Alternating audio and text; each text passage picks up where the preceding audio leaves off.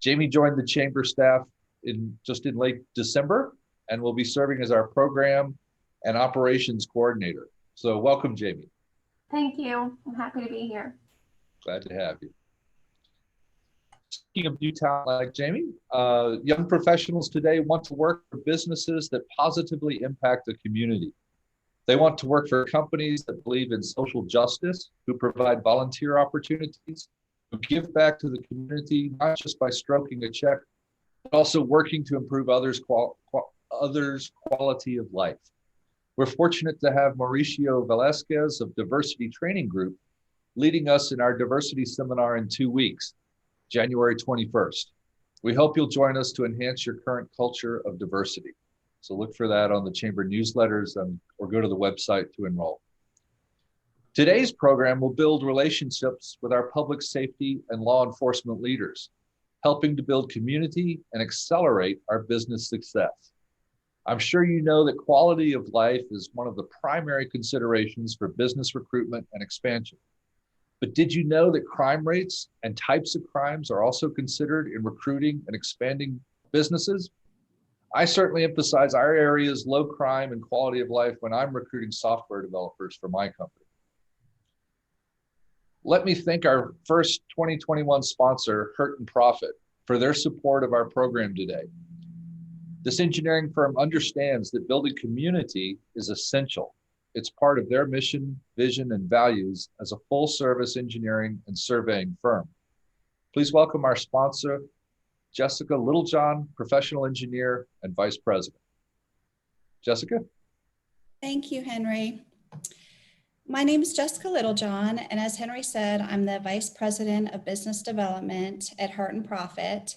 And I am in our Blacksburg location here. I actually grew up in this area and went to Blacksburg High School and graduated from tech in '98 and moved to Rehoboth Beach, Delaware for 16 years before moving back here in 2013.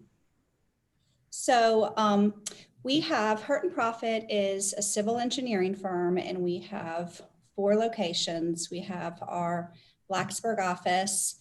Our headquarters is in Lynchburg.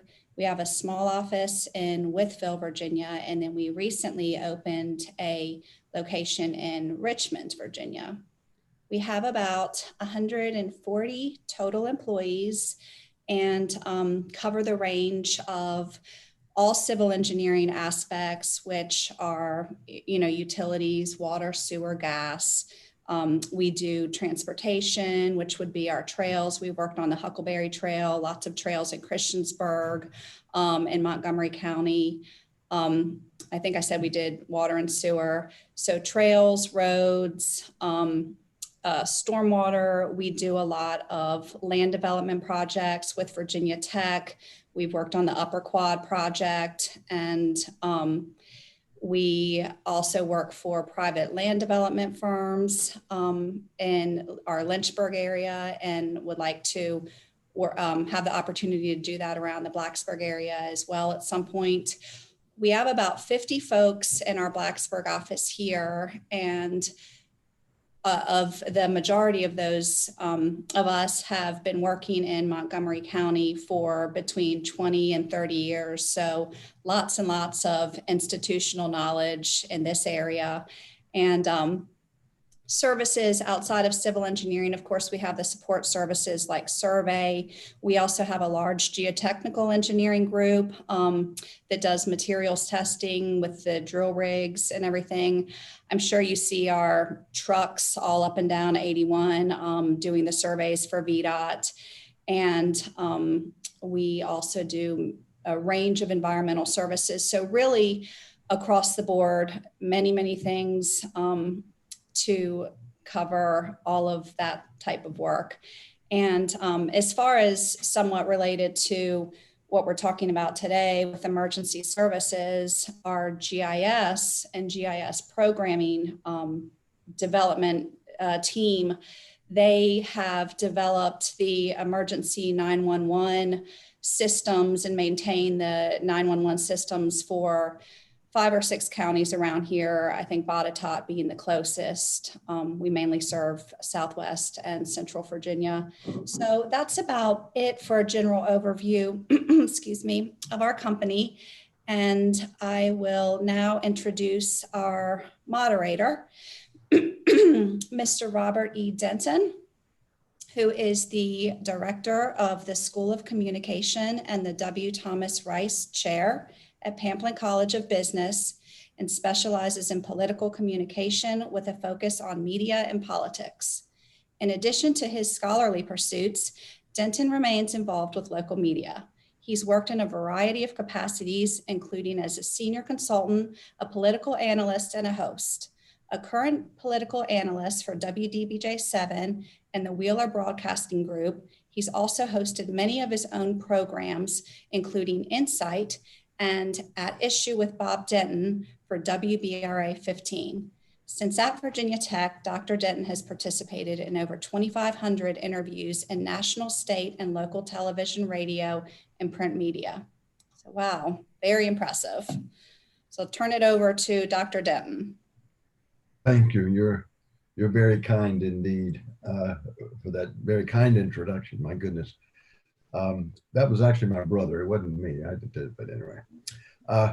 It's always a genuine privilege for me to participate in chamber events. I'm always humbled and appreciate the opportunity, and it's always a learning experience every time that I do. And it's my special privilege as beginning to introduce our panel for today. Chief Anthony Wilson was named Chief of Police for the town of Blacksburg in 2014.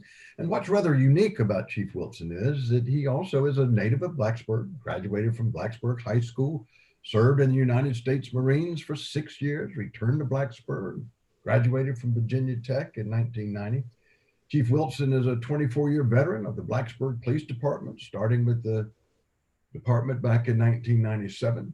He has served in virtually every role in the department as detective, sergeant, lieutenant, captain of the Special Services Division, Blacksburg's Homeland Defense Coordinator, tactical commander during the Virginia Tech shootings, emergency response team commander, and K-9 unit commander, to name just a few. Chief Mark Sisson is unable to be with us this morning. Something has come up that needs his immediate attention. But I do want to share also his background with you as we see the leadership within our community. Chief Sisson was named chief of the Christiansburg Police Department in 2017. And as with Chief Wilson, Chief also served 6 years in the Marine Corps. He holds degrees in organizational management, leadership, and criminal justice. Chief Sisson joined the Christiansburg Police Department in 1995, and he also served in numerous roles such as parole officer and drug task force investigator, investigations sergeant, patrol lieutenant, investigations lieutenant, again, just to name a very few. Sheriff Hank Partin is a native of the Eastern Shore of Virginia, and with associate's degree, he began pursuing a degree in criminal justice at Radford University in 1981. And as with the other gentleman, Sheriff Partin has a distinguished record of military service in the National Guard, Army Reserves, and active duty from 1983 until retiring as Sergeant Major in 2004. He's a combat veteran, having been deployed in Operation Desert Shield, Operation Iraqi Freedom, and Operation Enduring Freedom. The sheriff began his law enforcement career in '87, but was a member of the Christiansburg Police Department from '88 to '93, attaining the rank of Patrol Shift Sergeant. Sheriff joined the Montgomery County Sheriff's Office in 1993 and came up through the ranks and became sheriff January 1 of 2016. And Chief Babb joined Virginia Tech as the Deputy Chief of Police and Assistant Director of Security in 2015, and was appointed Chief of Police for Virginia Tech in October of 2019. Chief Babb began his law enforcement career with the Roanoke Police Department as a police officer in 1990. He was promoted to sergeant in '99, lieutenant in 2006. And during his career, among some of the positions, the chief served as parole zone commander, supervised the K-9 narcotics and street crime units, Director was a member of the technical response team for 19 years and completed his tenure as team commander. Chief Babb earned a Bachelor's of Arts degree from Roanoke College from American University. And I thank each of them for being here today. I wanted to give a bit of the background of these leaders to demonstrate, quite frankly, the incredible quality of law enforcement and the leadership we have in our community. And of course, to simply say thank you to them is really not enough. As some of you know, and this is what I always do, part confessional, right? I had 4 years active duty as a captain in the Army, 4 years in the reserves. And I must confess, yes, I am a law and order person. I'm of a different and declining generation. I recognize that. I have to say that despite everything that was also going on in 2020, I was angry at times and frustrated during the rioting, which is very different than protesting. I was alarmed also at much of the law enforcement legislation that was introduced last year in our legislature, over 50 bills aimed at, as they would define it, as social justice and law enforcement issues. And I certainly know the issues are complex, but at the end of the day, I was beginning to have a feeling like, why in the world would they do the job? And why would they even do the job, and our law enforcement who are so dedicated to us? But when I see the background, when you get to know the individual officers, then my cynicism dissipates. I watch too much television news, and if we see what all we see and is portrayed and said, that is what is a little bit frustrating. But we know that that is not the full story. So anyway, today is an opportunity firsthand to hear from our law enforcement leaders across a variety of subjects and issues. And I hope today is one of listening, learning,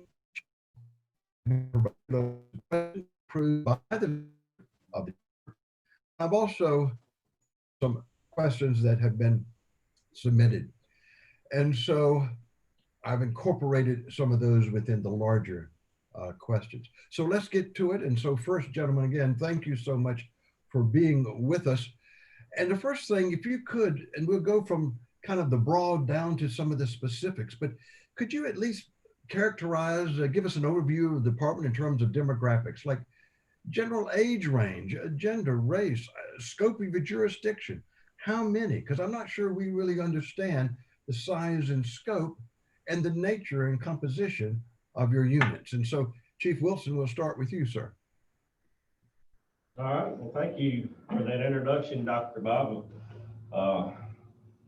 Tough year for all of us, and culminated with a very tough day yesterday. And I think if you look around this table and see that all three of us, and Mark included, have spent well over, I think this is my 37th year of some form of service to this country. And I think to watch the events of yesterday was, to say the least, disheartening. So, but I will say that I'm proud to be the chief of police in Blacksburg. I'm even prouder to be a member, to call myself a citizen of the New River Valley. First and foremost, this is probably the greatest place in this country, and I've seen most of it, seen most of this world, and ended up back here. So that being said, I'm proud to be the chief of police for Blacksburg Police Department. My total employee size is 85, of which the 65 of those are sworn police officers. Of the 65 sworn, I'm about 89% male. My non-sworn staff is a little the opposite. I'm sitting at 68% female and about 32% male. We have 3 volunteer chaplains also that serve with us. Age range was a little, we don't track that, especially I feel like I'm still a young leader, but I feel like I look like I'm about 85-year-old. But we're across the board. I think we're a young department. We are recruiting heavily. We have the luck and good fortune, I think, to say that I generally have very low turnover.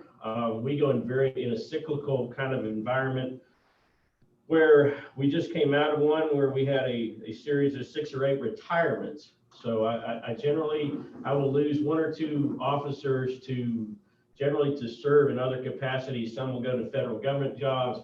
Some will serve in other capacities, but the vast majority of my folks finish at 25 to 35 years of service, which is kind of a tribute to the culture we've built. So that's kind of us in a nutshell. We do patrol the town of Blacksburg, which incorporates in the very center of it the small city of Virginia Tech.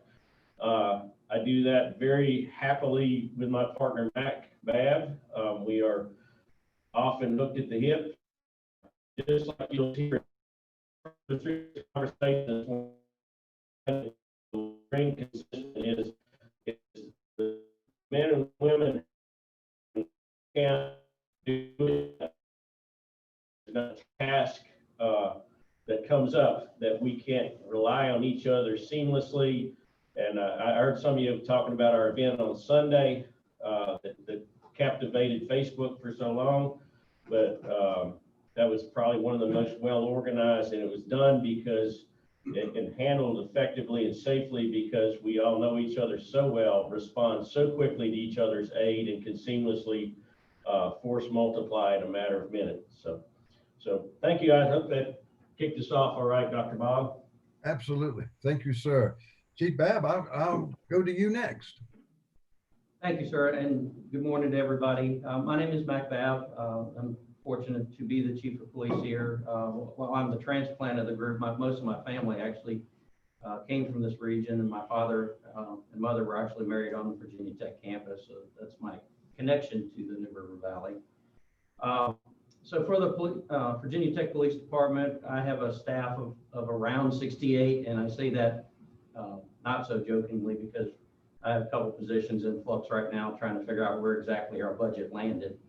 Of that, 51 of the positions are sworn positions. We also have a security center that houses the 24-hour lines, monitors cameras, and does emergency notification, which has 6 employees, and an unarmed security force, which currently sits at 7. We also employ students and some wage workers in various positions to include our Safe Ride program, which is basically a ride program on campus to ensure their safety and security. For demographics, we have about 11% female or 6 total employees, 5 of which being sworn and 1 civilian supervisor. About, I think, 5% roughly African-American, 2 of which being patrol officers. It comes out to 3, and 1 being the lead supervisor in the security center. Much like Chief Wilson, our I don't have too many people who are near retirement age. Our target groups, when we hire, are mostly come from 3 groups. They come from the students themselves, which is a pretty good hiring pool when people are trying to get into figuring out what they want to do. We have a fairly substantial local population of people that are born and raised here in the community, and they make excellent officers because they understand the community and the community values. And then the third group are the certified officers that maybe, much like myself, have retired from somewhere else, but were not ready to stop service and found Virginia Tech. So that's mostly what makes up the police department. Our jurisdiction, of course, primarily is the central campus. They're located in Blacksburg, and as Chief Wilson said, we do assist Blacksburg with and have jurisdiction through a mutual aid agreement, not only with him, but through all of the agencies, which speaks to what he mentioned with Sunday's event, that we are able to support the other agencies and are more than happy to do that. I don't require my officers to call me if somebody needs assistance. They can go.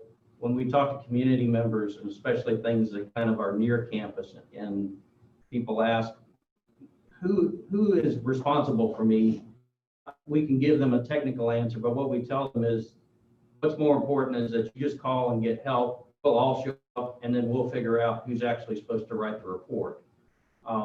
So we try not to get into the weeds as far as being technical with each other. We'll figure out who has to write the report later.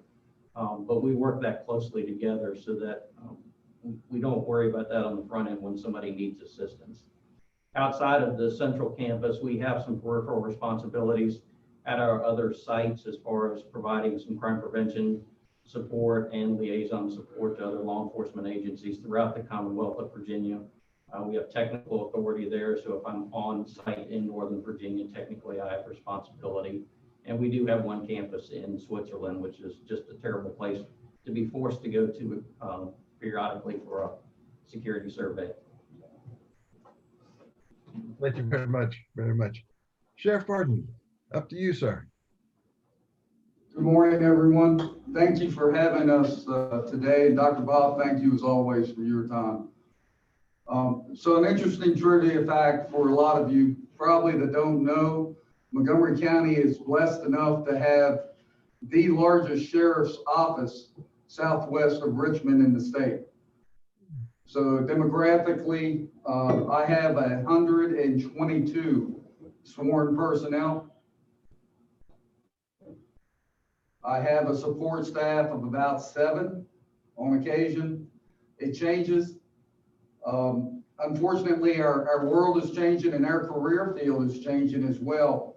I've had 4 retire recently, as in 3 or 4 months ago. I am looking at some more retirements coming up.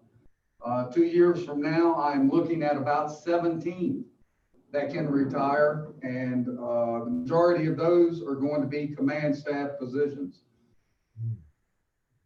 As Anthony said, we are fortunate we're still able to hire those that serve their communities. But to be honest, those numbers are dwindling. January 1st, I went into my 34th year, and I think if you really look at the 4 of us together and tally the service, it's pretty incredible the length of time we've been serving our communities.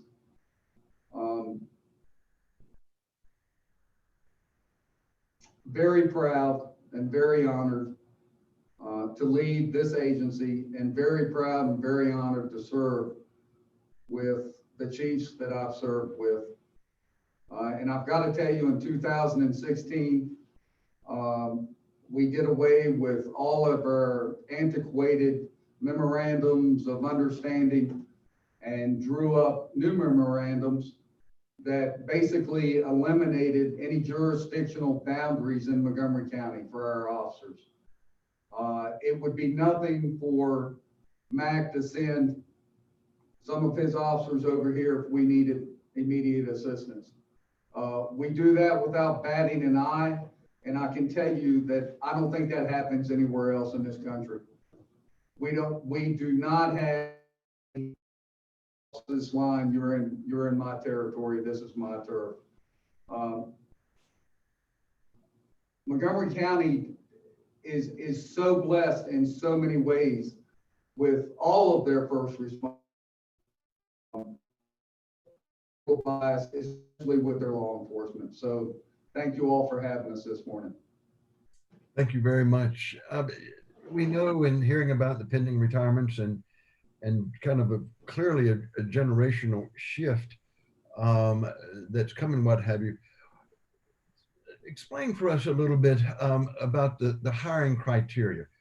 What are the kind of the minimum standards? What do you expect in terms of experience and training? I mean, can you help us have a feel for, as you are looking in your hiring, what are some of the things that are important and that stand out? And again, we'll go in the same order. Chief Wilson, I'll start with you. Well, that's a great question, Dr. Babb, and it has always been a moving target as society shifts here and there. But I will say that we we've been examining ourselves and doing self-examination for for years trying to stay current and look at our practices. And hiring was one of those that you were constantly reevaluating.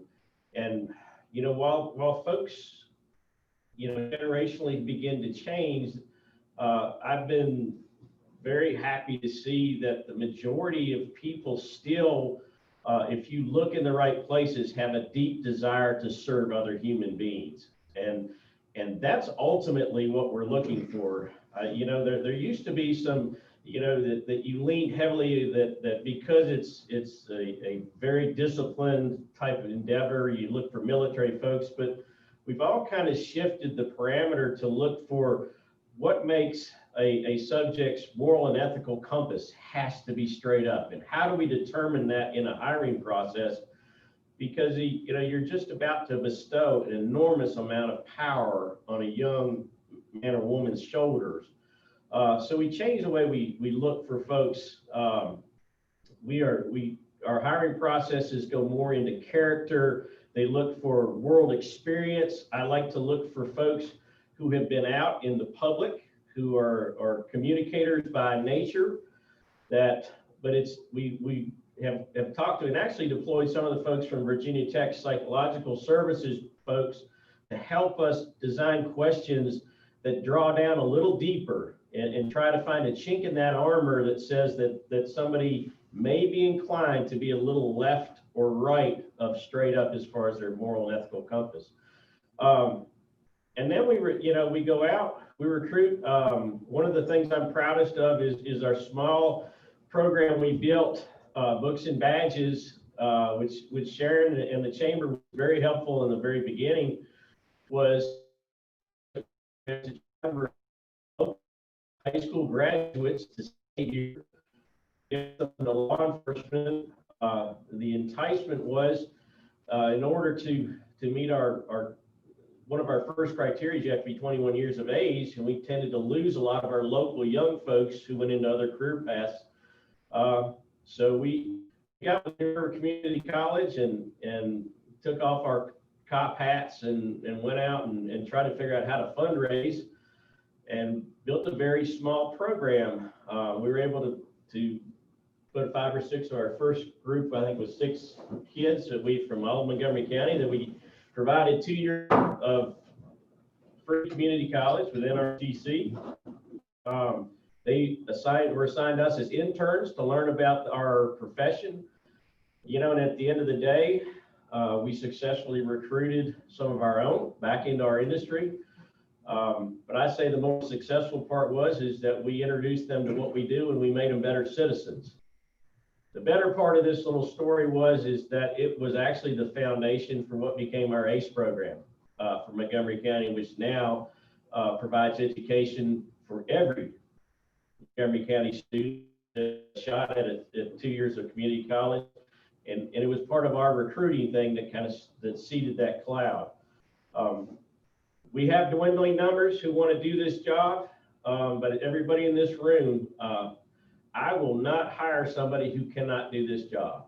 I will not hire somebody, I will not go subpar to fill numbers. And if it's me left to provide law enforcement in this county, then I'll be there on the street every day before I will hire somebody who will offend you or who will do this job dishonor and disservice. I have done a hiring process with as many as 500 people back in the old days to our rolling average is about 15 now. And I have flushed process after process if it did not deliver the fruit that can take this job, take this responsibility, and serve the community the way that we require it. Thank you, sir. Chief Babb. I think Chief Wilson said a lot of the things that are critical to this discussion, and specifically to not just finding a good police officer, because there are some very base answers that you can get for that, but finding a police officer that wants to be a legitimate officer and a servant for the community. When I sit in these processes, I will listen to people, and I talked about whether it be students, the local population, or certified officers, and kind of listen to their mentality about what they think about law enforcement and how they think it should be functioned. And many times I will hear people talk and their mentality or thought process of law enforcement is, I can write you the most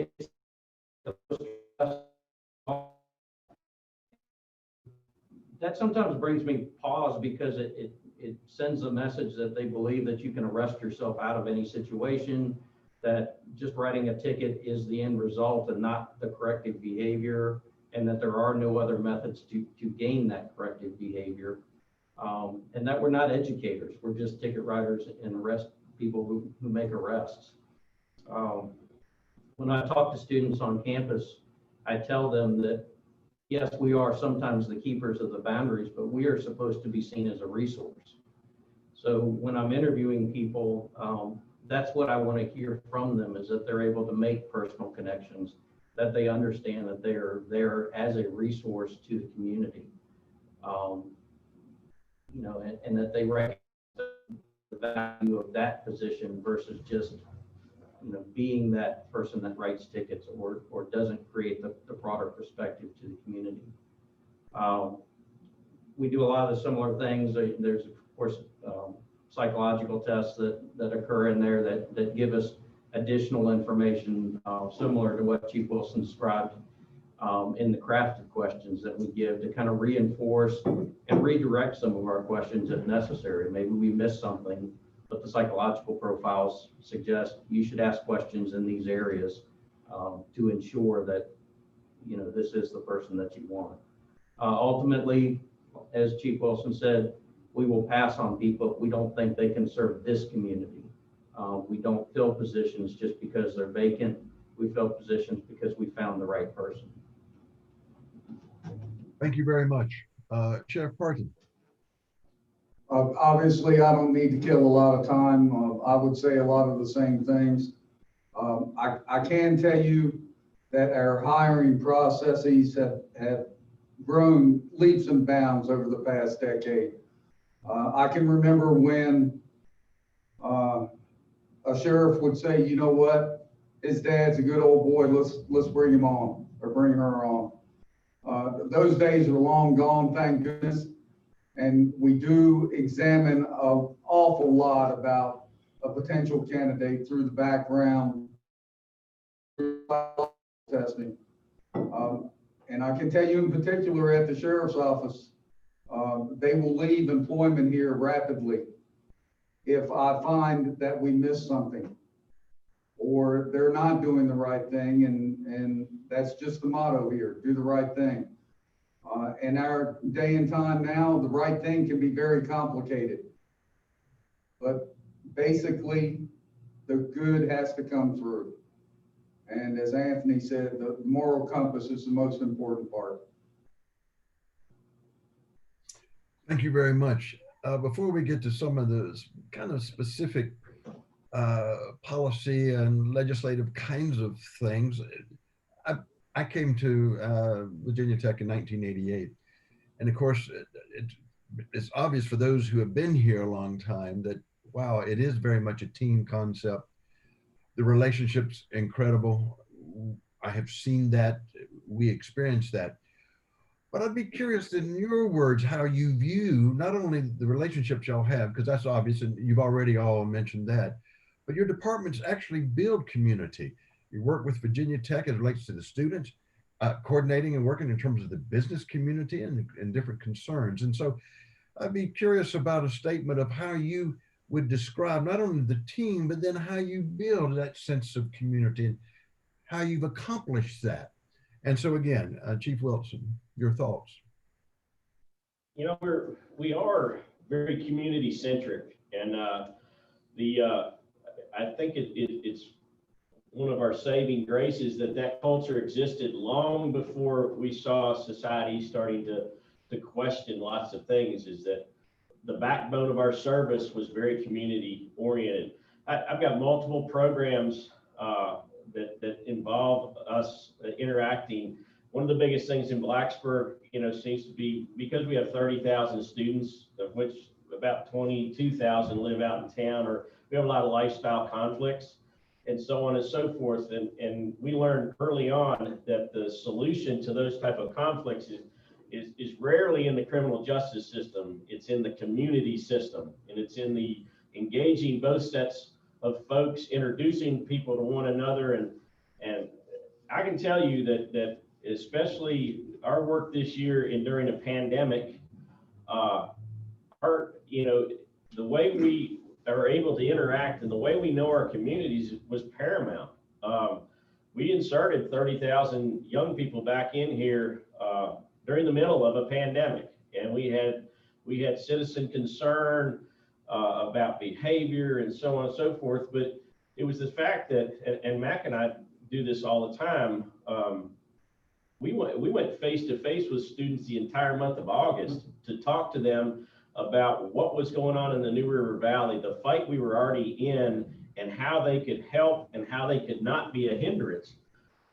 Those conversations continued. When our business communities, when we started hearing inkling from Richmond that we were going to see reduction in business capability, they're going to start cutting back our services, we went to the businesses and we went to them and said, here's what we're hearing about restaurants. And instead of saying, these are the restrictions, here's how I can help you. Here's how we can block streets to create avenues for distribution of takeout food. Here's how we can expand operations to keep your business model flowing. But I think it was critical. And one of the proudest things is, we're all members of the New River Public Health Task Force too. So we've been involved in the pandemic, the distribution of testing and now vaccination, but all the other little side demographics of it. But our hospitals were always the top of our concern, and we were meeting with our hospital administrators every day of the week.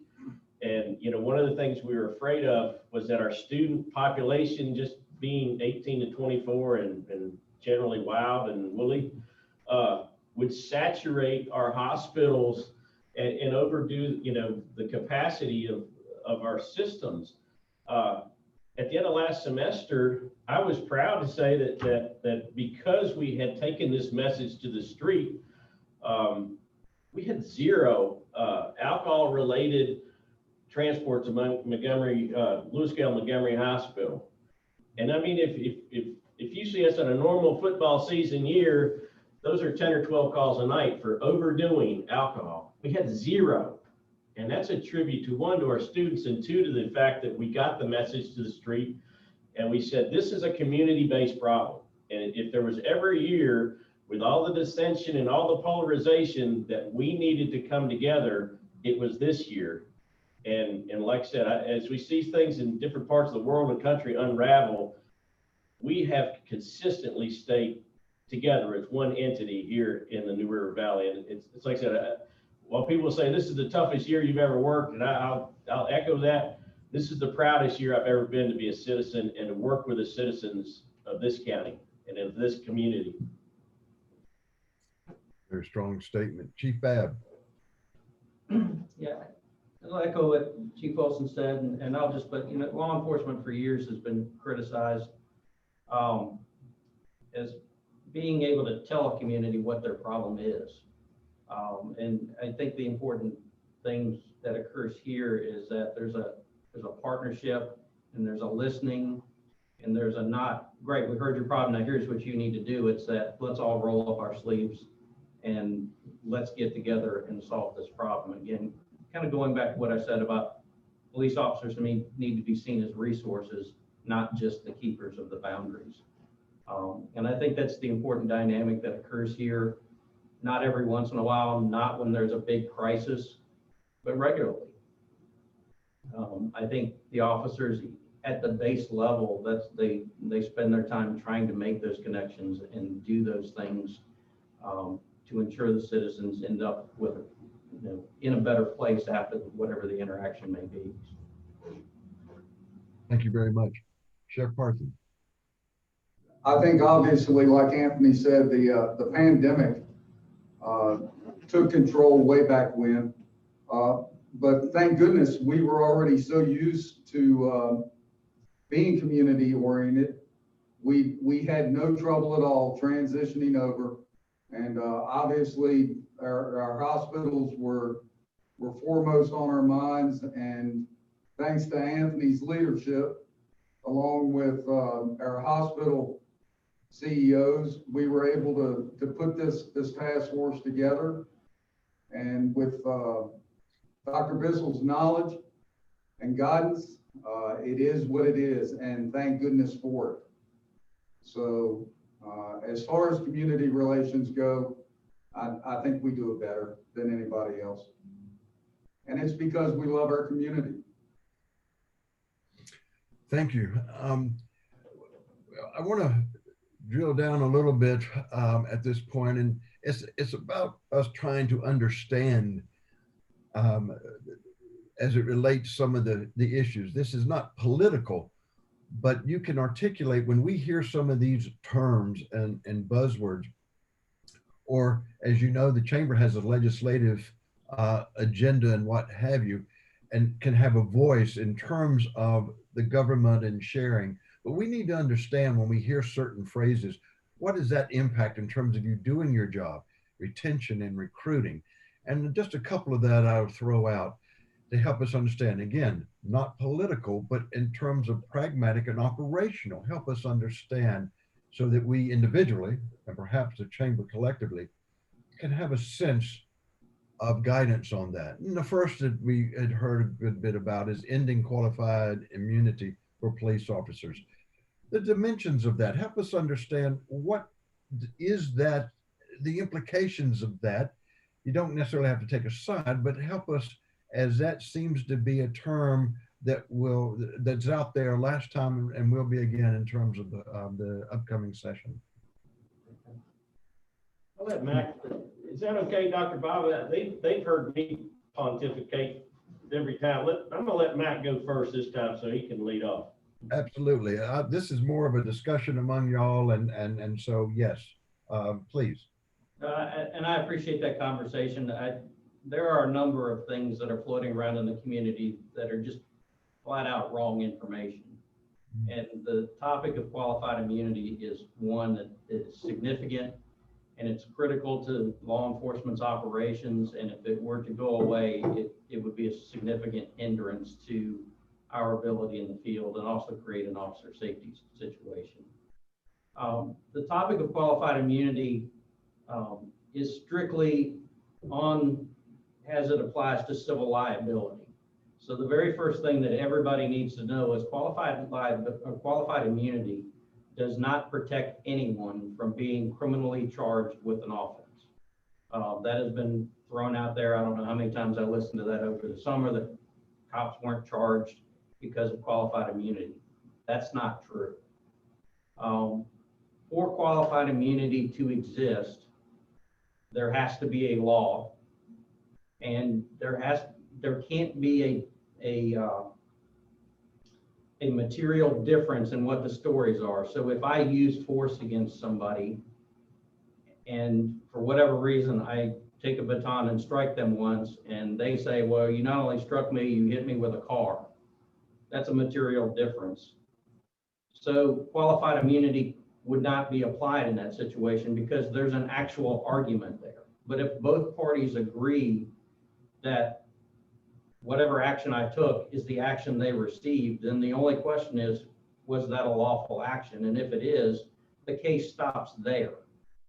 Why that's important is that from the police officer side, and I mentioned the officer safety, is officers need to feel confident that the training, knowledge, and experience that they have, they can use that to make very split-second decisions on what they can do. And if they exceed that, then there are consequences for it. If there's this, but if everything's the same, and you can think about it in any job that you have, when you make a decision about your business, whatever, if you thought that you were going to get sued and you were going to have to pay money for doing the right thing at the time, you wouldn't do it. You wouldn't be in the business that you're in. You wouldn't go forward with it because it's just not right. Nobody can work under that particular condition. It'd be like changing the rules after the fact. And that's the important thing, is that the officers, if they taken a lawful action, they shouldn't have to endure a court process just to come to the conclusion that that's a lawful act. The other thing that everybody needs to realize is if you do away with qualified immunity, one, if the thing goes all the way to court, you should get the same result. The case will get dismissed. But there's a cost to the government involved in defending that. So that's your taxpayer dollars being spent to defend something that was lawful. And it may actually result in what I would call a cottage industry of every time there's a use of force or a reason to sue the police, governments have to make a decision whether to just settle a case to save money or go all the way to trial. And the difference could be $5,000 versus $100,000, which would actually turn and encourage people to sue the police, even if there's no chance of winning, only to get a payout because the government can't afford to keep going every time with one of these. So that's kind of the basis of qualified immunity. But you know, I go back to the beginning. The officer has to at least be in the right, or the law has never considered whatever the situation is, and they found what the officer did to be reasonable for the case to get kicked at this level anyways, and qualified immunity be applied. Most of these cases deal with lethal force. I will say on the front end that anytime there's loss of life with law enforcement, it's a failure on our part, but sometimes it's unavoidable. And it's hard to say that and not think, well, you guys meant to do that. We don't ever mean to take anybody's life. We're a life-saving organization. But sometimes that's the outcome. And we can do all the after action review to try and correct that. But unfortunately, that's it's sometimes an outcome to an uncontrollable situation. Any other comment, gentlemen, and I'll go to the next. Anything else on that issue? I think Mac hit it right on the, you know, the misperception is somehow that there's a cover up of bad behavior or corruption. They go hand in hand. It's simply not the case. And it does not cover an unlawful act, and it does not protect against an unlawful act. And so I think that's the caveat to go back with, is that, you know, by design, we insert our police in situations of, you know, extremes on both sides of the spectrum, and expect them to make instant decisions.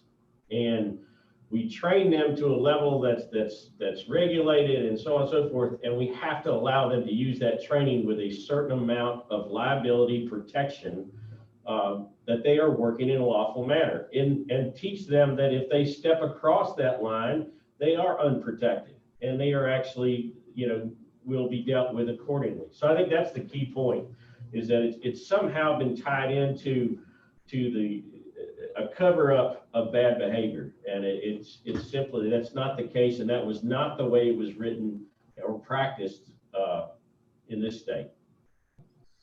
We hear a lot about this defunding the police versus reallocations as needs change within law enforcement. And yet that little slogan seems to be dominating. Do you have any thing to share about the broader funding issue as you see it from your particular perspective?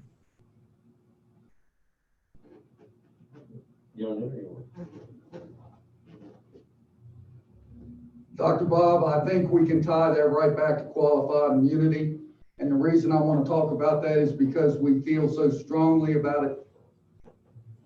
Qualified immunity, in my humble opinion, is the backdoor defunding of police.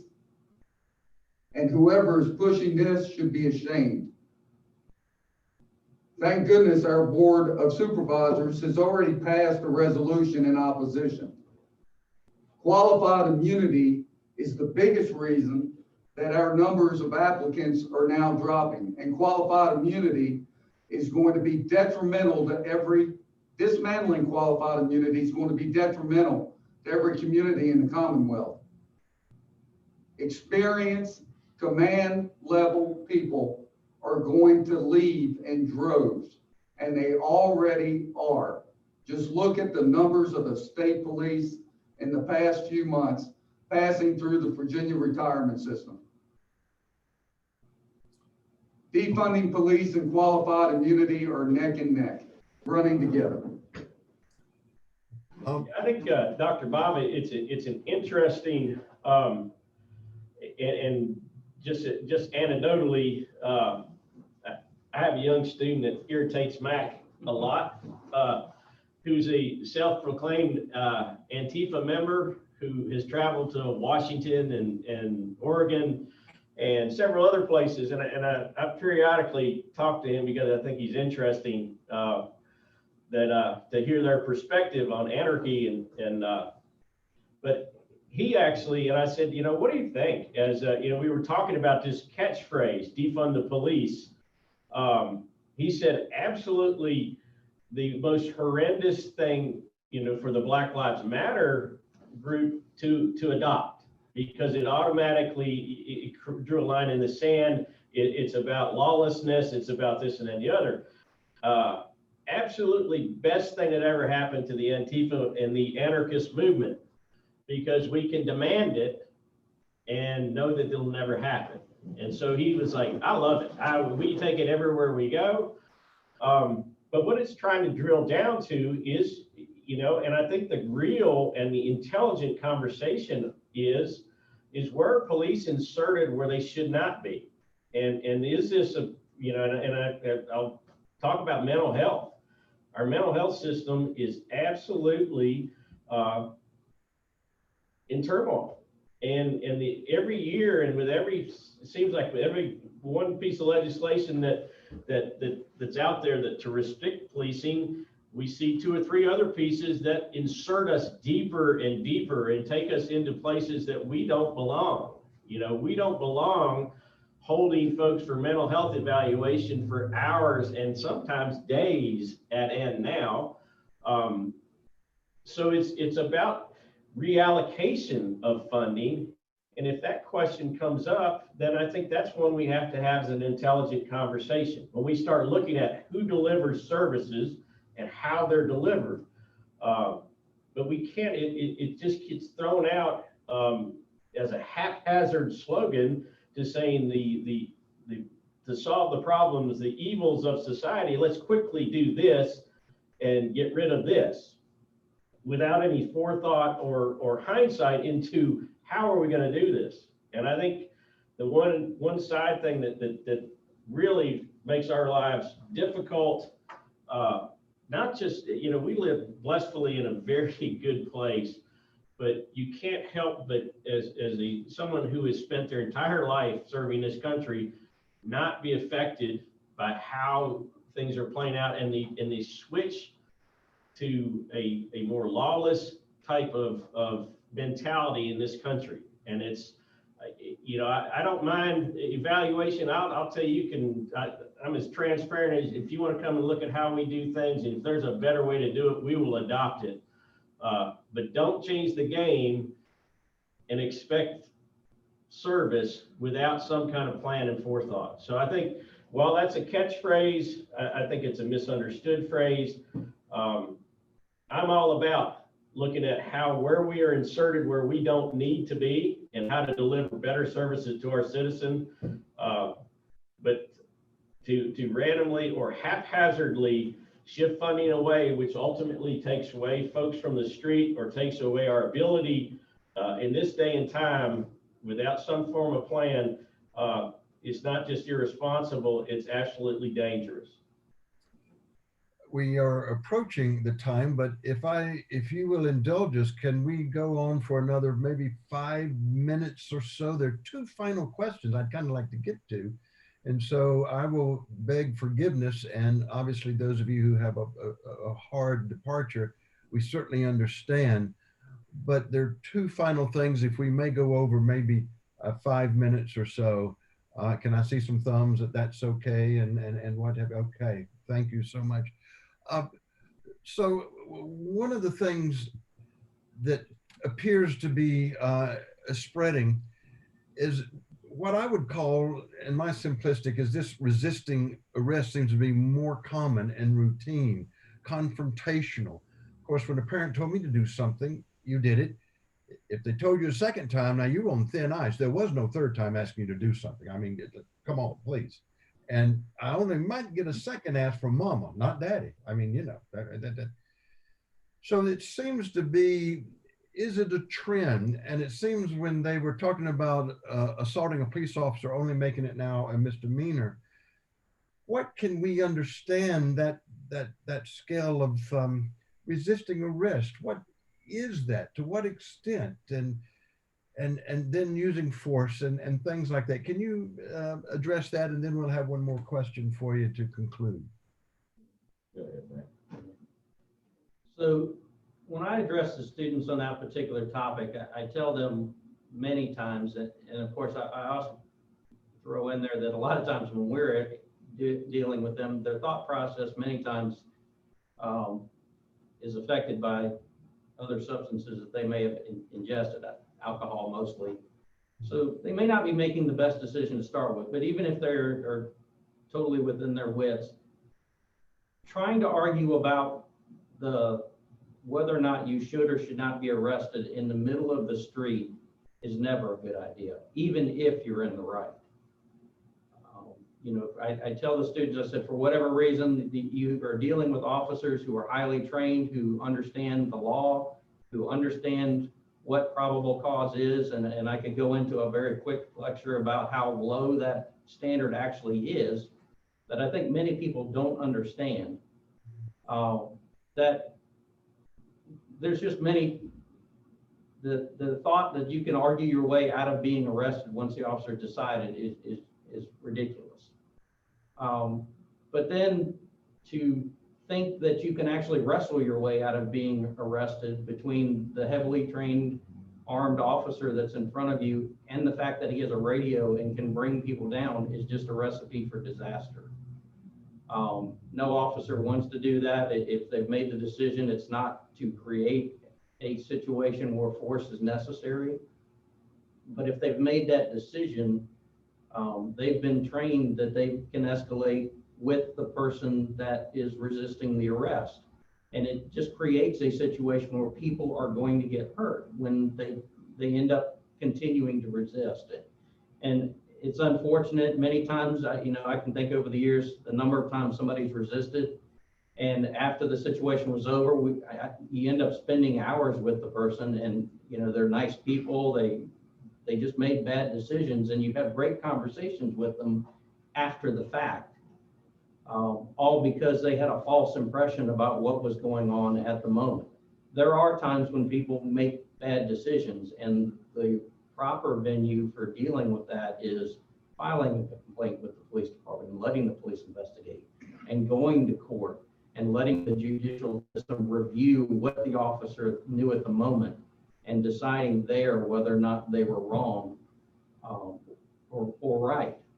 But for anybody to risk their safety in the field just because they don't think that this arrest is proper is not a good proposition. The officers are trained to handle that resistance in the best way possible, but force situations are very dynamic, and many times they do result in some type of injury, whether it be a twisted wrist or something far more serious. So we never recommend, suggest that there was a law in the books that even authorized the resisting of an unlawful arrest. But again, I go back to, you'd have to understand what probable cause is and know what's in the officer's head to know if you were even able to invoke that law. So we don't tell people that law a whole lot because it really doesn't help them because they don't know the officer's thinking. And that's at the end what probable cause is based off of. So that's my short answer to that. Any other comment on this particular issue? Okay. Okay. As Max said, Dr. Bob, it's drilled in every police officer and deputy's hid from the very beginning, and it's still true to this day, no matter what the media says. We use only the force necessary to effect an arrest. And as Mac said, once that decision's made, that's what's going to happen. So I can tell you I'm awfully proud of all our officers and deputies, because we watch them, we watch the footage now, we watch all the video, and they're all doing exactly what they should be doing and as they're trained. Okay, thank you very, very much. For the final question, what can the chamber do for you? Looking at your challenges or the things you would like to share with the business community, how can this organization be supportive of law enforcement in your jobs, and anything you would like to share with the chamber? I'll start, Dr. Bob, and just as Hank has got to get off. He's zooming to another meeting in another room. So Thank you all. Thank you, brother, for hosting us over here. I tell you, this is a time that we need every citizen to invest in this community. And, you know, if I could ask for one thing, as we work our way through the end of this pandemic, it would be that we shut down Facebook and social media for about 30 days and reset ourselves. I've never been so disappointed in people I've known for 30 or 40 years who have been saturated with misinformation and have spewed things out of their mouths that, see you, Kevin, take care. You know, and I think the thing that the solution, while we will never step back from technology, is that we have to teach people, especially this younger generation, to reinsert themselves in local community for their reality. And that's the key. And it's one of the things, and everybody in this room, over these last 10 months, we've not only been doing our jobs as police chiefs, but we've been working with aging, our agency on aging, feeding our older folks, investing in our children. We have our programs that are educating our children, which means we're interning our younger generation. Those doses of reality bring us back to home. It tells me that every day that I work that this is the greatest place on earth, because I physically go out and I find the great things that are happening in this community, the great things that most of the people probably on this call do outside of their daily jobs, and that is to support the citizens here. I'd love to see the chamber, you know, raise that flag that 2021 is going to be a year that we have to heal this community. And the way we do it is that we have to invest in each other and step out, look for those opportunities. There are amazing things going on in this community every day. Every group that we've been assisting that is doing phenomenal work. Our Women's Resource Center, we're helping those folks on a daily basis. Things that are going on in our community that need help. They need the intelligence and the drive that your group represents. We need that expertise to step out and to look for ways to engage in human interaction and be the guide for our younger generation to say, well, we want you to be, I want them as smart as they can be. I want them as technologically savvy as they can be. You've got to step out and have physical contact. You have to physically become part of your community to take care of one another. And like I said, I really, like I said, in a year of this crazy polarization and this really horrible series of misinformation driving conversations wrong direction, I urge people, if you want to see the good in humanity, step out your front door and just look. It's here. It's refreshing. It's actually good for the soul. It's what lets me come to work every day. It lets me come, and put my life in danger every day of the week. for my brothers and sisters that live beside us and with us. So that's my spiel. Like I said, I really hope there's a lot of legislative stuff I hope you would do, but I think it's more holistic. I really think that the chamber can be a leader because it is made up of some of our smartest and best business folks in the community to be that standard bearer of reinvesting their time and effort here at home. Thank you. Chief Babb. Just to go along with what Chief Wilson said, we need advocates and people willing to not only engage themselves, but direct others to engage us in dialogue when they don't understand, are curious, or don't think something's right. The legislative agenda that we've kind of hit on a couple times provides me a wealth of things that are out there. But 2 examples, if you ever in your life believe that the police department regularly purchased bayonets or purchased weaponized helicopters, ask us, engage us. If you think that's wrong, tell us that. But now we have a law on the books that suggests that that's something we've been doing for years. And I can't think of an agency that's ever owned a bayonet or a weaponized helicopter. And I'm pretty sure it was illegal before. But those are the kinds of things that float around out there, and they cause people to mistrust their law enforcement. So you've heard us today. You may hear other people talking about things like this. You would know the right answers, or you would know who to direct them to get a straight answer. And that's how we stay connected and stay together. Anthony mentioned that human connection. I just can't wait for the day when Zoom becomes an afterthought versus the primary way we communicate, because I miss those sitting in a room together kind of moments. But this is what we have today, and it is convenient, and there are ways to reach bigger audiences. But if we can get that, I think we will destroy a lot of bad information and create a lot of great connections and can do a lot more. Well, thank you very much. As I conclude always, what a privilege for me to be able to participate. I learn every time that y'all allow me to join you. It's just a personal privilege. An absolutely impressive leadership team in terms of our law enforcement. And so in my darkest moments of cynicism, anger, and myself willing to saddle up and try to do what we can, I can have some ease and comfort in knowing the wonderful leadership and the training of our law enforcement here in this community. Gentlemen, thank you very much for your service. I love you for that. Mr. Bass, I will turn this back over to you, sir. Thanks so much, Dr. Bob. Thank you again for joining us today, everyone.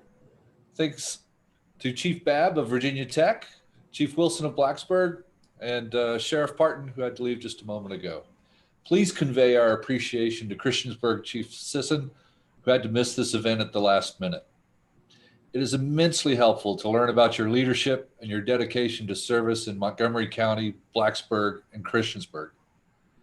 And thank you, Dr. Bob Denton, and a special thanks to Jessica Littlejohn as our sponsor, representing Hurt and Profit Professional Engineering Services. One final note, don't forget to register for our upcoming BIAS program on January 21st. Our sponsor for this program will be Lewis Gale Hospital, Montgomery. Have a good morning, everyone. Blessings to you for a great year in 2021. Thanks for joining. Thank you. Thanks.